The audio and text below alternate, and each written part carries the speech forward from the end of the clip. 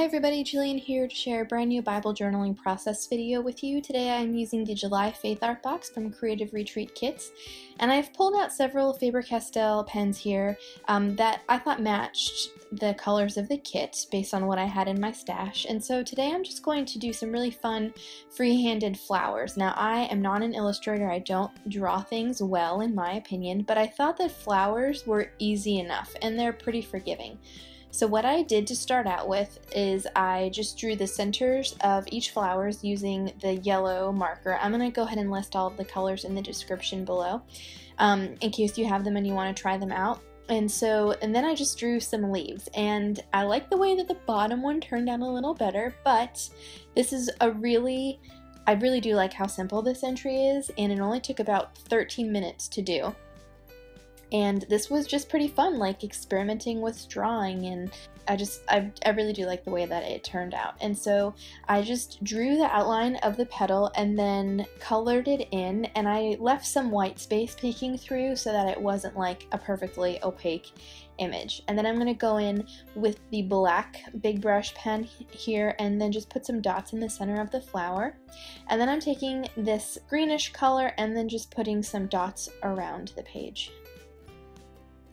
Now, when I saw the stickers that said abounding love, I knew that I wanted to journal these two verses in Psalms 86, verses 5 and verses 15, because they both describe God as being abounding in love.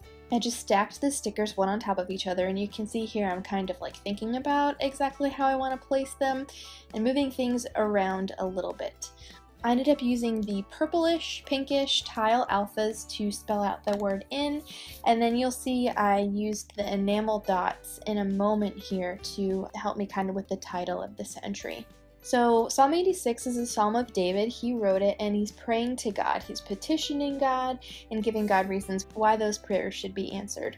And one of my favorite things to do when I am reading through the Bible is to specifically look for ways that God reveals himself to us, especially about his character, his personality, things like that, because when you are in love with someone, you want to learn more about them, right? You just can't wait to see them again and sit and listen to them and spend time with them. And so that is really one of my favorite ways to read the Bible, is looking specifically for ways that God is revealing himself and his nature to us. And I think that this psalm is such a great example of that, the way that he used David to reveal himself to us. I mean, this is a God that wants us to know him, and that's just so beautiful.